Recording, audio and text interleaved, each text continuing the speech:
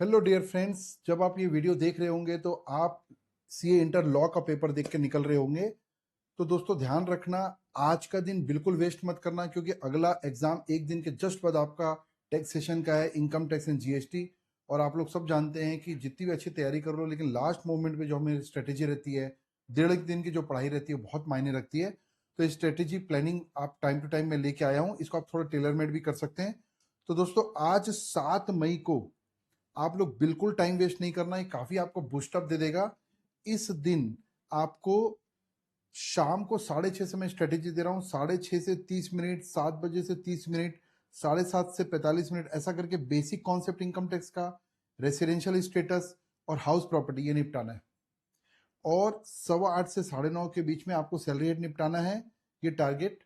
और उसके बाद एक डिनर ब्रेक ले लीजिए और फिर आप जीएसटी के टारगेट को पूरा कर लीजिए। इसके साथ अभिषेक सर ने भी काफी डिस्कशन किया है। और या तो अगर आप अपने प्लानिंग और कुछ करना चाहते हैं तो उसको लिखित में लिख लीजिए, इससे काफी बेनिफिट मिलेगा। तो अगर आप ये स्ट्रेटेजी पूरी करते हैं तो 7 तारीख आपका पूरा बढ़िया जाएगा और आपको एक अच्छा स्टार्ट मिल जाएगा। टाइम वेस्ट करने से आपको स्टार्ट नहीं मिलता। 8 तारीख पूरी तरीके से आपको खाली मिलेगा, बिल्कुल भी लेट मत उठना इसमें। अगर आपका साइकिल लेट उठने का तो एक अलग बात है, लेकिन लेट मत उठना। मेरे हिसाब से आपको सवेरे 7 बजे से पढ़ाई शुरू कर देनी चाहिए। सबसे पहले फ्रेश माइंड से 1.5 घंटा पीजीबीपी को दे दीजिए, बिजनेस हेड को दे दीजिए, क्योंकि बड़ा चैप्टर है। फिर 8:30 से 10 कैपिटल गेन को 2 चैप्टर देंगे, अच्छा खासा आप थक जाएंगे। तो 1.5 घंटे की इसमें तैयारी कीजिए। ध्यान रखना, तैयारी करते समय पूरे क्वेश्चन सॉल्व करने मत बैठ जाना, प्रोविजन को तेजी से निपटाना और सेलेक्टेड क्वेश्चन देखना।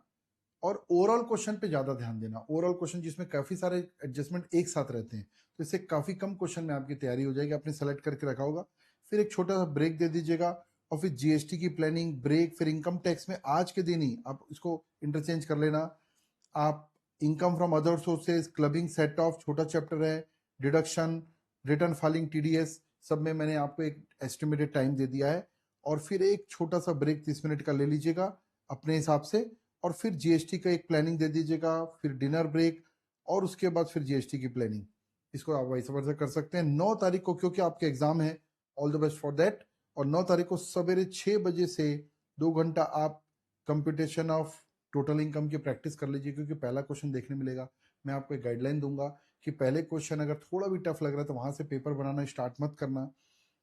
एक और प्रॉब्लम कई लोगों को आती है कि सर पहले इनकम टैक्स बनाए कि पहले जीएसटी बनाए।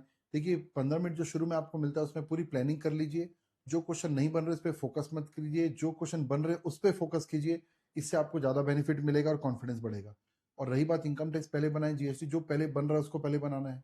ध्यान रखना, दोनों के आंसर शीट अलग अलग मिलेगी, दोनों के आंसर शीट पे कंफ्यूज मत होना। जीएसटी के आंसर में इनकम टैक्स का पेपर नहीं लिखना है। उसके बाद फिर 8:30 से 12 बजे तक आपको जीएसटी इनकम टैक्स ये पूरा का पूरा ओवरऑल निपटाना है। वो अपने हिसाब से आप देख लीजिएगा क्या पेंडिंग है। और दोस्तों ध्यान रखना, कुछ जनरल गाइडलाइन दे दूं मैं। अगर पुराना पेपर में कुछ न कुछ अगर आपको प्रॉब्लम गई होगी, पेपर में कुछ क्वेश्चन रह गए होंगे, तो उसके बारे में ना डिस्कस करना है ना विचार करना है।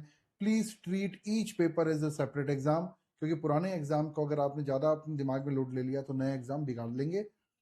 और all the best for that. Thank you. Hello दोस्तों, वेलकम।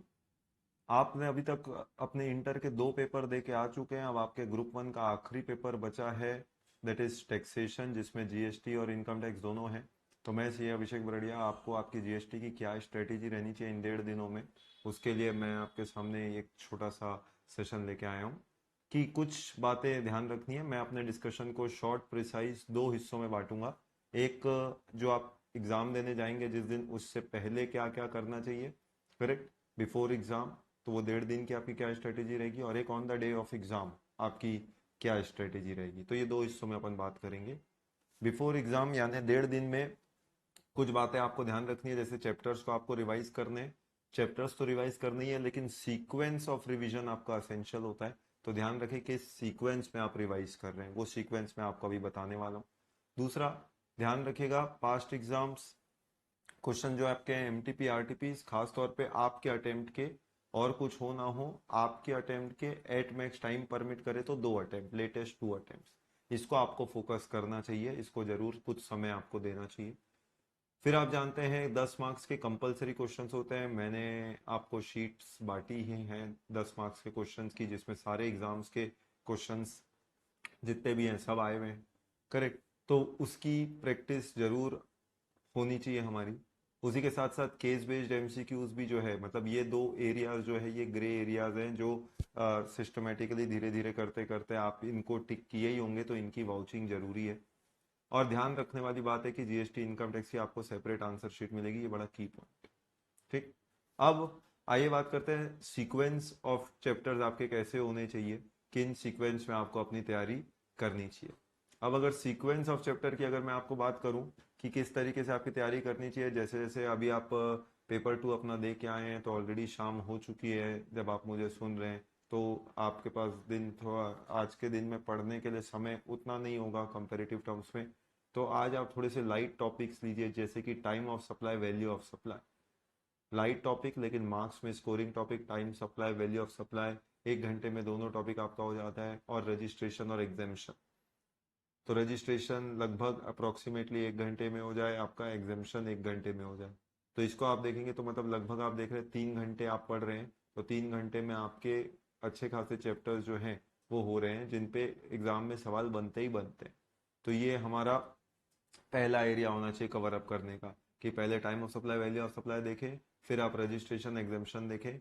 मतलब वैल्यू ऑफ सप्लाई पे तो मतलब क्वेश्चन रहता ही रहता है, एग्जामेशन भी एक रेगुलर फीचर बना हुआ है, रजिस्ट्रेशन पे भी सवाल आते ही आते हैं। तो ये सब ऐसे चैप्टर्स हैं जिनसे कंपलसरी सवाल बनते हैं। उसके बाद नेक्स्ट एरिया में जब आप जाएं, अगर उस दिन आपका टाइम परमिट कर रहा है, इनकम टैक्स भी क्योंकि आपको पढ़ना होगा, तो अगर उसको कुछ पढ़ रहे हैं तो फिर नेक्स्ट डे में जाएं। अदरवाइज अगर टाइम परमिट कर रहा है तो सप्लाई और चार्ज, ये 2 घंटे के समय में सप्लाई और चार्ज को भी करें, क्योंकि इस पे भी आप उम्मीद करिए कि एक मिनिमम सवाल तो रहेगा ही रहेगा। तो आपका एक और इससे कवर अप हो जाता है। मतलब लगभग आप देखिए 3 एरियाज में, जिसमें आपने दिया अभी 5 घंटे बस दिए, उसमें आपके नंबर ऑफ चैप्टर्स काफी ज्यादा हो गए। जो टाइम टेकिंग आपका टॉपिक है लेकिन की टॉपिक है, जिसके बिना पहला क्वेश्चन जो हम बात कर रहे हैं कंपलसरी क्वेश्चन, वो शायद सॉल्व नहीं हो पाए, वो है आपका टॉपिक इनपुट टैक्स क्रेडिट और मोस्टली प्लेस ऑफ सप्लाई। तो ये थोड़े से डिमांडिंग टॉपिक्स होते हैं, जो समय भी डिमांड करते हैं आपका, इसलिए इसके लिए अपन ने 2-2 घंटे दिए हैं। अगर आप इसमें समय बचा सके तो आपकी काबिलियत, पर 2-2 घंटे एक स्टैंडर्ड टाइम इनको करने में आपको आमतौर पे लग जाएगा। तो 4 घंटे में ये पूरे टॉपिक्स दोनों की एरियाज आपके खत्म हो। तो कोशिश करो इसको, जब आप कर रहे हो तो इससे पहले आपने कोई लाइट टॉपिक किया हो, जैसे कि अगर जीएसटी कर रहे थे तो सप्लाई चार्ज है, लाइट टॉपिक है। या मान लो आप इनकम टैक्स कर रहे थे तो कुछ क्लबिंग, सेट ऑफ, ऐसे कुछ टॉपिक्स अगर आप देख के फिर इसको करोगे तो माइंड आपका लाइट होना चाहिए, क्योंकि ये हैवी डोज है। ऐसा नहीं हो कि वहां आप पीजीबीपी कर रहे हो और फिर यहाँ आईटीसी कर रहे हो, दोनों हैवी टॉपिक एक साथ नहीं कर। जैसे ही आप input tax credit, place of supply करते हैं, तो उसके बाद का अगला एरिया जो आता है वो फिर आपके मिसलेनियस टॉपिक्स का चालू होता है जीएसटी में, जिसमें कभी इससे कभी उससे सवाल बनते रहते हैं। तो रिटर्न फाइलिंग हो गया, टीडीएस टीसीएस हो गया, पेमेंट हो गया। तो ये टॉपिक आपके लगभग 2 घंटे में स्टैंडर्ड हो जाते हैं। वैसे ही टैक्स इनवॉइस, ई वे बिल, अकाउंट रिकॉर्ड, ये सब छोटे छोटे टॉपिक्स हैं, जिसमें टैक्स इनवॉइस थोड़ा सा की चैप्टर है जिसपे सवाल बनते हैं। तो वो 1 घंटे के अंदर ये आपका टॉपिक हो जाना चाहिए। तो ये आपका सीक्वेंस होना चाहिए दोस्तों तैयारी का। ये तो बात हो गई किसकी, आपका बिफोर एग्जाम यानी 1.5 दिन की स्ट्रेटेजी जीएसटी की।